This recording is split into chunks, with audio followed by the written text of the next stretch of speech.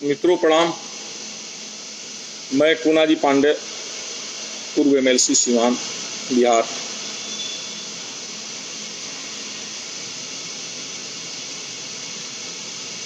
मित्रों, कल शाम में भी हम लाइव आए थे, आकर के अपनी बात जो रखना था हमने रखा। जीतनराम मांझी जी के विरुद्ध जो उन्होंने ब्राह्मण समुदाय के विषय में उन्होंने जो कुछ बोला, अभी हम देख रहे थे हमारे बड़े भाई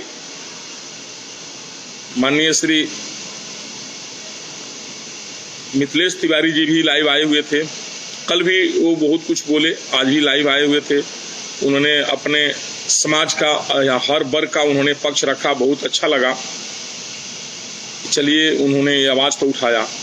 लेकिन दोस्तों, मैं रात भी आपसे आग्रह किया था, आज भी आग्रह किया था कि जीतनराम मांझी एक प्यादा है। आप लोग ज्यादा फोकस जीतनराम मांझी पर देने की कोई आवश्यकता नहीं है,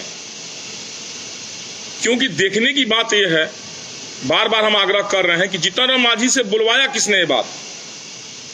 जीतनराम मांझी पूर्व मुख्यमंत्री रह चुके हैं, अपने मन से तो ये बात बोल नहीं सकते हैं।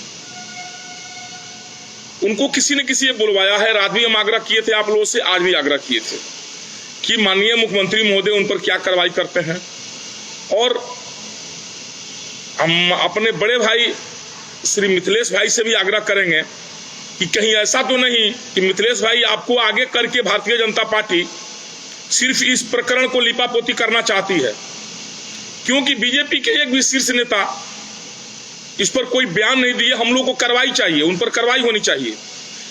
आप लोग बोल रहे हैं कि माफी मांग लीजिए, माफी मांगने से सारा मैटर अगर खत्म हो जाए तो जितने ब्राह्मण भाइयों पर एसटी एक्सी केस लगा हुआ है, सबसे माफी मंगवा कर केस उठा लिया जाए। एक कौन सी राजनीति है। और बड़े बड़े बीजेपी में ब्राह्मण मंत्री बैठे हुए हैं जो ब्राह्मणों के नेता बनते हैं कि हम ब्राह्मण का नेता हैं। एक भी मंत्री का आवाज तो नहीं आया मुंह में।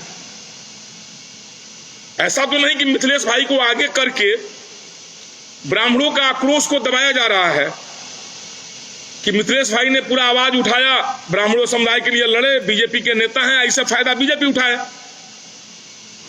बीजेपी ब्राह्मणों का वोट लेती है, सही बात है। अभी वहां के जो एमपी हैं गोपालगंज के, क्या ब्राह्मण वर्ग के लोग उनको वोट दिए हैं कि नहीं दिए हैं? तो क्या आवाज उठाए हैं, सो आप लोग बताइए।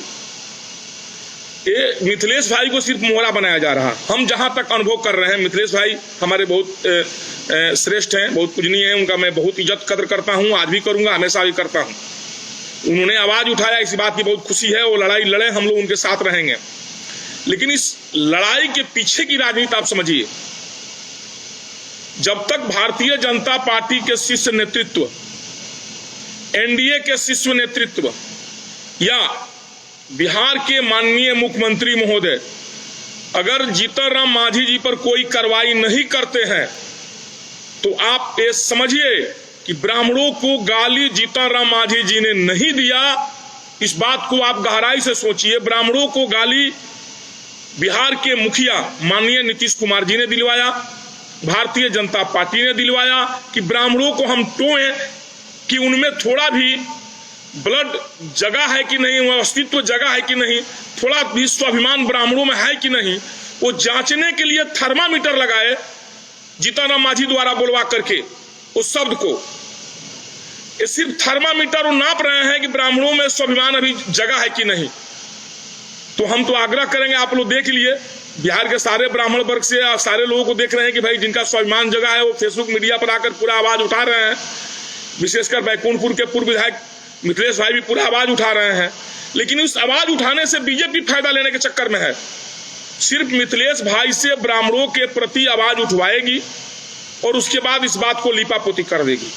हम मिथिलेश भाई से आग्रह करेंगे कि आप अपने शीर्ष नेतृत्व से कहिए, अगर आपका शीर्ष नेतृत्व क्या चाहता है, ब्राह्मणों का स्वाभिमान चाहता है कि नहीं, ब्राह्मणों की वोट की उसे आवश्यकता है कि नहीं। अगर ब्राह्मणों के प्रति जो शब्द बोला गया, इस शब्द पर उन पर अविलंब कोई कार्रवाई नहीं होती है, उनको गठबंधन से बाहर नहीं किया जाता है, तब तक हम ब्राह्मण समुदाय के हमारे जैसे लोग यही समझेंगे कि जीतनराम मांझी से बीजेपी के लोगों ने ही बुलवाया है और माननीय मुख्यमंत्री द्वारा ही बुलवाया गया है। इस बात को आप भी गहराई से सोचिए। आप बार बार कह रहे हैं कि आप सार्वजनिक रूप से माफी मांगिए।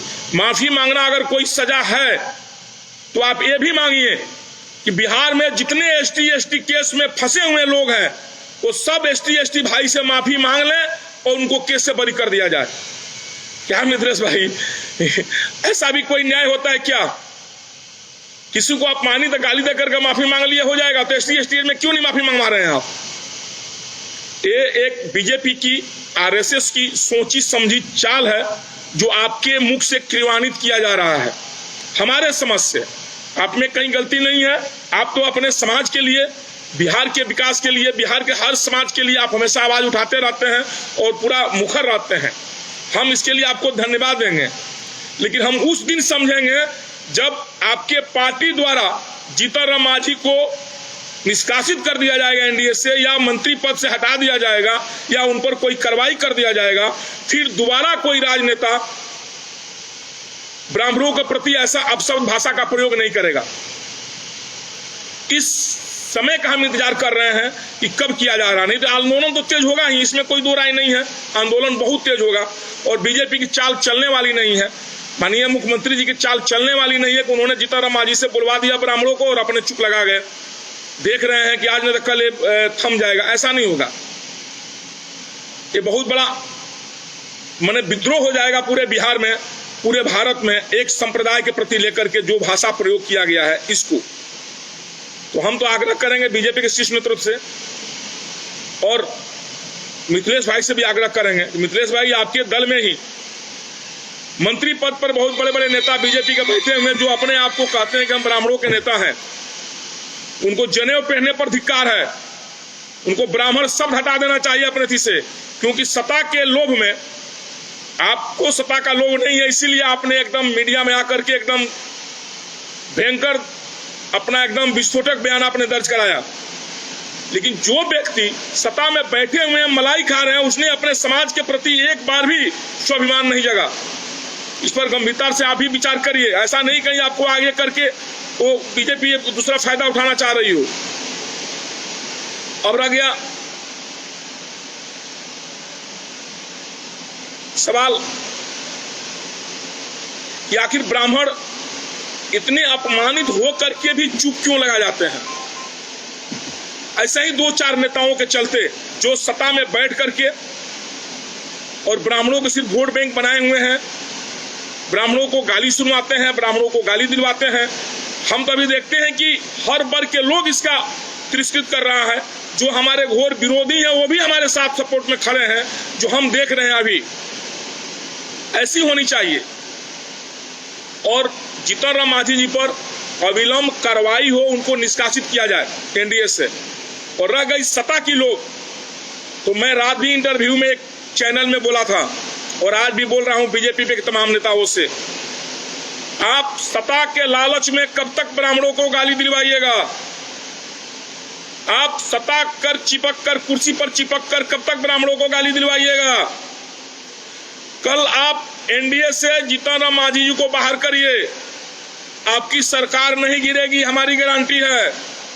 अगर आप मुख्यमंत्री अपना बनाना चाहते हैं तो आप आइए आगे और भारतीय जनता पार्टी का मुख्यमंत्री बिहार में बन जाएगा। अब कदम तो आगे बढ़ाइए, आप काम करने का मौका तो दीजिए।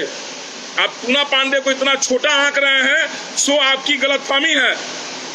हम बीजेपी का मुख्यमंत्री बना देंगे बिहार में, अगर बीजेपी जीतन राम मांझी को हटाए और अब सरकार गिरती है तो हम बीजेपी का मुख्यमंत्री बनाएंगे, सरकार नहीं गिरने देंगे, हमारी गारंटी के साथ है। अब सत्ता का लोभ छोड़िए, ब्राह्मणों का अस्तित्व पर ध्यान दिए। बस इतना ही बात हमको कहना था और हमेशा कहते रहेंगे। हम तो विरोध प्रदर्शन करेंगे। अभी देख रहे हैं कब बीजेपी अगर कार्रवाई करती है, एनडीए कार्रवाई करती है कि नहीं मांझी जी पर। नहीं तो हम भूख हड़ताल, आमरण अनशन सब पर बैठेंगे सीमान में और अपने ब्राह्मणों भाइयों का सम्मान की रक्षा करने के लिए हम कृत संकल्प हैं और हमेशा लड़ते रहेंगे। बस बीजेपी, एनडीए और जदयू माननीय मुख्यमंत्री से हम आग्रह करेंगे कि आप लोग सत्ता की लालच छोड़िए। आपकी सरकार नहीं गिरने वाली है, न गिरेगी। आप लोग मांझी जी पर कार्रवाई करें। नहीं करते हैं इसका मतलब माना जाएगा कि आप लोगों ने ही ब्राह्मणों को अपमान किया है। बस जय परशुराम, जय श्री राम, ओम नमः शिवाय।